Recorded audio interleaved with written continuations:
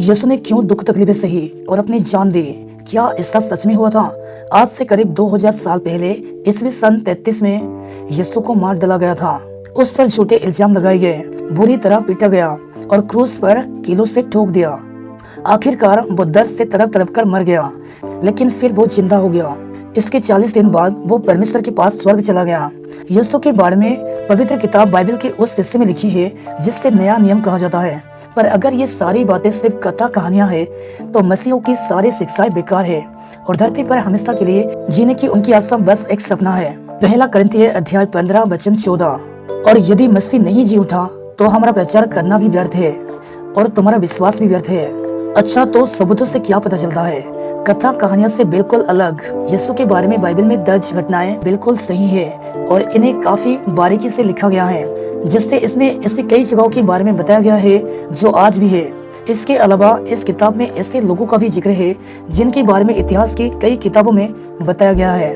Bible के अलावा यीशु के बारे में ऐसी कई किताबों में जिक्र किया गया है जो यीशु के समय में लिखी गई थी, या फिर उसके 100 से 150 साल बाद यीशु को मारने के लिए जो तरीका अपनाया गया था, उसी तरीके से उस जमाने में रोम देश के लोग अपराधियों को मौत के घाट उतारते थे।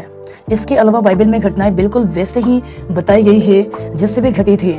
उदाहरण के लिए यीशु के शिष्यों की खामियां छिपाई नहीं गई, बल्कि उनके बारे में भी खोलकर बताया गया है। मत्ती अध्याय 26 वचन 56। परंतु ये सब इसलिए हुआ है कि भविष्यवाणियों के वचन पूरे हो। तब सब चले उससे छोड़कर भाग गए। और लूका अध्याय 22 वचन 26 से लेकर 26 तक पढ़ेंगे। उनमें ये वाद विवाद हुआ कि हम में से कौन बड़ा समझा जाता है।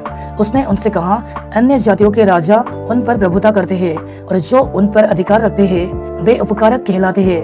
परंतु तुम ऐसे ना होना, वरन जो तुम में बड़ा है वो छोटे के समान और जो प्रधान है वो सेवक के समान बने। यूहन्ना अध्याय 18 वचन 10 और 11। सिमोन पतरस ने तलवार जो उसके पास थी खींची और महायाजक के दास पर चलाकर उसका दाहिना कान काट दिया। उस दास का नाम मलखुस था।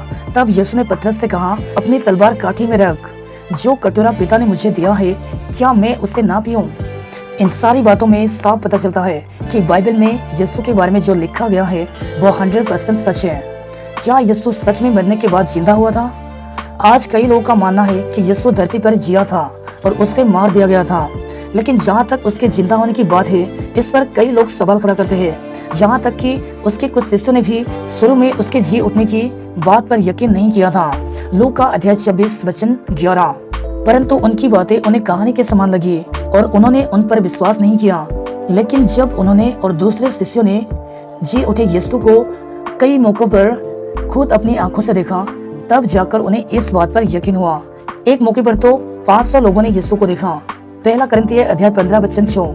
फिर 500 से अधिक भाइयों को एक साथ दिखाई दिया, जिनमें से बहुत सारे अब तक वर्तमान में है, पर कितने सो गए। यीशु के शिष्यों ने हर किसी को बताया कि यीशु जिंदा किया गया है। हालांकि इसके लिए उन्हें जेल की सजा या फिर मौत की सजा भी हो सकती थी। शिष्यों ने उन लोगों को भी यीशु के बारे में बताया जिन्होंने उसे मरवा डाला था। प्रेरितों के काम अध्याय 4 वचन 1 से लेकर 3 तक पढ़ेंगे। जब पतरस और यूहन्ना लोगों से ये कह रहे थे, तो याजक और मंदिर के सरदार और यहूदी उन पर चढ़ाए। वे बहुत क्रोधित हुए कि पतरस और यूहन्ना यीशु के विषय में सिखाते थे और उसके मरे हुए में से जी उठने का प्रचार करते थे। और उन्होंने उन्हें पकड़कर दूसरे दिन तक हवालात में रखा, क्योंकि संध्या हो गई थी। वचन 10। तो तुम सब और सारे इजरायली लोग जान ले कि यीशु मसीह नासरी के नाम से, जिससे तुमने क्रूस पर चढ़ाया और परमेश्वर ने मरे हुए में से जिलाया, ये मनुष्य तुम्हारे सामने भला चंगा खड़ा है। वचन 19। परंतु पतरस और यूहन्ना ने उनको उत्तर दिया, तुम ही न्याय करो कि क्या ये परमेश्वर के निकट भला है कि हम परमेश्वर की बात से बढ़कर तुम्हारी बात माने? क्योंकि ये तो हमसे हो नहीं सकता कि जो हमने देखा और सुना है वो ना कहे। प्रेरितों के काम अध्याय 5 वचन 27 से 32 तक पढ़ेंगे। उन्होंने उन्हें फिर लाकर महासभा के सामने खड़ा कर दिया और महायाजक ने उनसे पूछा, क्या हमने तुम्हें चिताकर आज्ञा ना दी थी कि तुम इस नाम से उपदेश ना करना? फिर भी देखो, तुमने सारे यरूशलेम को अपने उपदेश से भर दिया है और उस व्यक्ति का लहू हमारे गर्दन पर लाना चाहते हो? तब पतरस और अन्य प्रेरितों ने उत्तर दिया, मनुष्य की आज्ञा से बढ़कर परमेश्वर की आज्ञा का पालन करना ही हमारा कर्तव्य है। हमारे पूर्वजों की परमेश्वर ने यीशु को जिलाया, जिससे तुमने क्रूस पर लटका कर मार डाला था। उसी को परमेश्वर ने प्रभु और उद्धारकर्ता ठहरा कर अपने दाहिने हाथ से सर्वोच्च किया कि वो इजरायलियों को मन फिराव और पापों की क्षमा प्रदान करे। और हम इन बातों के गवाह हैं और पवित्र आत्मा भी, जिससे परमेश्वर ने उन्हें दिया है जो उसकी आज्ञा मानते हैं। अगर उन्हें इस बात का पूरा यकीन नहीं होता कि यीशु सचमुच जिंदा खुदा है, तो क्या वे इस तरह सरेआम सबको इसके बारे में बताते? सच तो ये है कि यीशु जी उठाया गया था, तभी तो उस जमाने में बहुत से लोगों ने यीशु की शिक्षाएं मानी और आज भी काफी बड़ी तादाद में लोग ऐसा कर रहे हैं। यीशु की मौत के बारे में और उससे जिंदा किए जाने के बारे में बाइबल में जो लिखा है वो एक सच्ची ऐतिहासिक घटना है।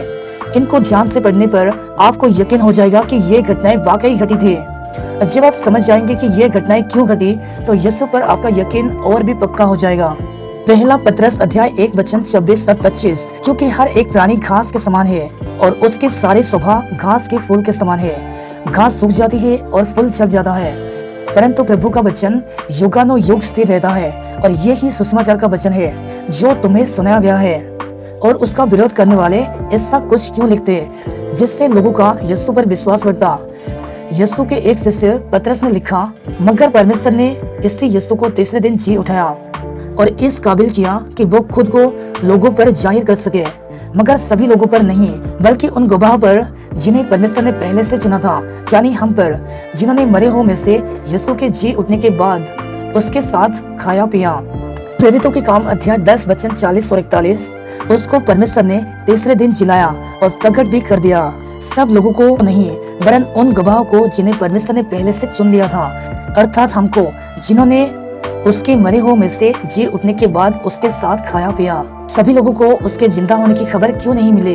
बाइबल में मत्ती की किताब में लिखा है कि जब उस जमाने के गुरुओं ने यीशु के जी उठने की खबर सुनी, तो उन्होंने इस खबर को दबाने की कोशिश की। मत्ती अध्याय 28 वचन 11 से लेकर 15 तक पढ़ेंगे। वे जा ही रही थी कि पहरेदारों में से कितनों ने नगर में आकर पूरा हाल प्रधान याजकों से कह सुनाया। तब उन्होंने प्राचीनों के साथ इकट्ठे होकर सम्मति की और सिपाहियों को बहुत चांदी देकर कहा, ये कहना कि रात को जब हम सो रहे थे तो उसके चेले आकर उससे चुरा ले गए, और यदि ये बात राज्यपाल के कान तक पहुंचेगी तो हम उससे समझा लेंगे और तुम्हें जोखिम से बचा लेंगे।